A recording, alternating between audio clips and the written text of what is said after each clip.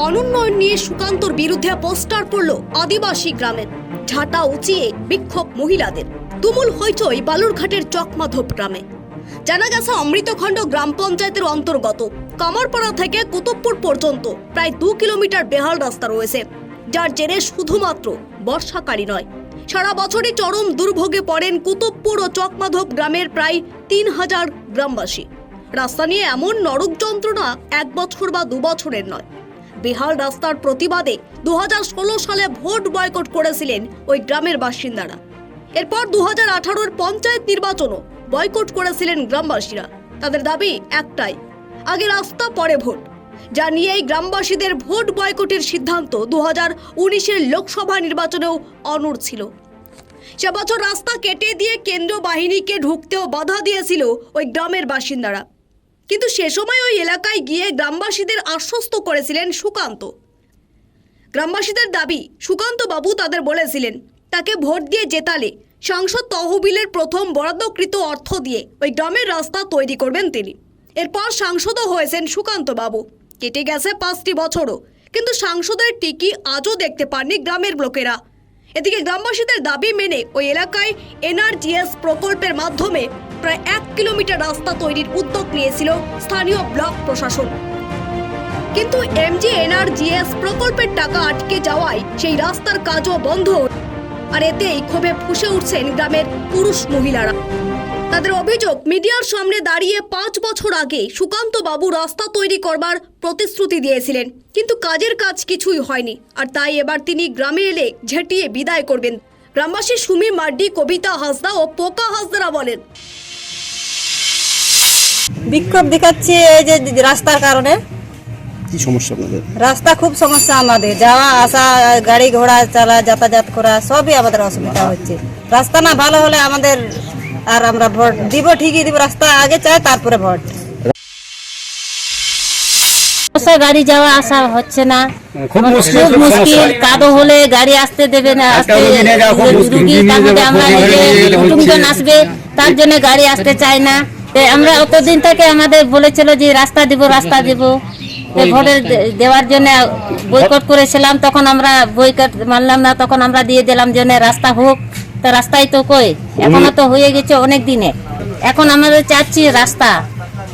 কি করবো এখন, ঝাঁটা পিটে দিয়ে দাবড়াবো, আমরা ভোটে দেব না। আমাদের রাস্তা গাড়ি ঘোড়া অচল অবস্থা, খালাখন্দে ভর্তি, বৃষ্টি হলে কাদা হয় এবং কোনো গাড়ি ঘোড়া আসতে চায় না। মানে হাটে ধান পাট নিয়ে যাবো, যে এরকম গাড়ি ঘোড়া আসতে চায় না। 20 বছর 25 বছর হয়ে যাচ্ছে। সুকান্ত মজুমদার আপনাদের মিডিয়ার সামনেই গত 5 বছর আগে আমাদের এখানে প্রতিশ্রুতি দিয়ে গেছিলো যে আমি যদি জিতি ফার্স্ট লোড মানে এমপি কোটার টাকা দেয়, ফার্স্ট কোটার টাকা দেয়, যেটা পাবে সকমাদের রাস্তা করার কথা বলেছিল, প্রতিশ্রুতি দিয়েছিল, কিন্তু কোনো কাজ করেনি বা আসেও নি আমাদের। দেখুন, আমাদের 15-20 বছর ধরে এই রাস্তা নিয়ে আমাদের সমস্যা।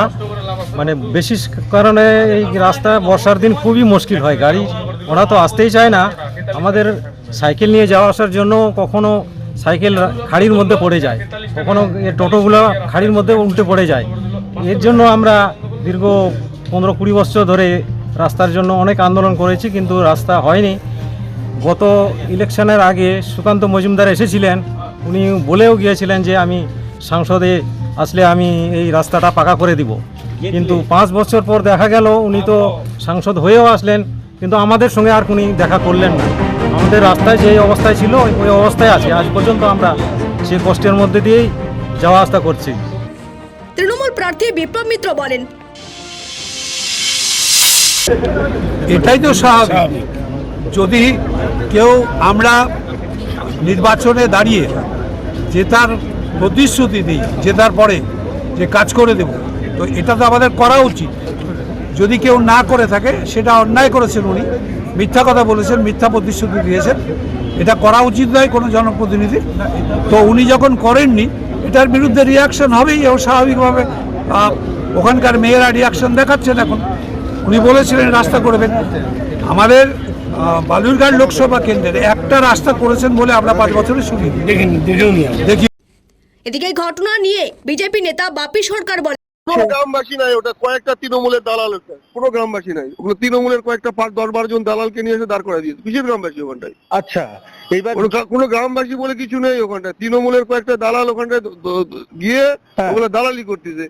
আর সুকান্ত দা ওখানে টাকা দিতে চেয়েছিল, হ্যাঁ ওদের বক্তব্য ওরা হচ্ছে 12 ফিট পাকা রাস্তা নিবে, কিন্তু 12 ফিট পাকা রাস্তা তো সুকান্ত করতে পারে না। হ্যাঁ। সুকান্ত দা বলেছে আমি ঢালাই রাস্তা করে দিব, হ্যাঁ। দিতে চেয়েছিল, ওরা ঢালাই রাস্তা নেবে না, আচ্ছা ঢালাই রাস্তা নেবে না। তারপরে ওরা হ্যাঁ। তৃণমূলের দ্বারা প্রভাবিত হয়, তৃণমূল বলছে আমরা করে দিব, হ্যাঁ তৃণমূল বলেছে আমরা করে দিব, হ্যাঁ। তারপরে তৃণমূল কিছুটা ঢালাই করে দিয়েছে, আচ্ছা এই তো অবস্থা আছে। এখন ওখানে 10-12 জন যারা সক্রিয় তৃণমূল করে তাদেরকে কোনো গ্রামবাসী ছিল না। দক্ষিণ দিনাজপুর থেকে সীমান্তের কথার বিশেষ রিপোর্ট।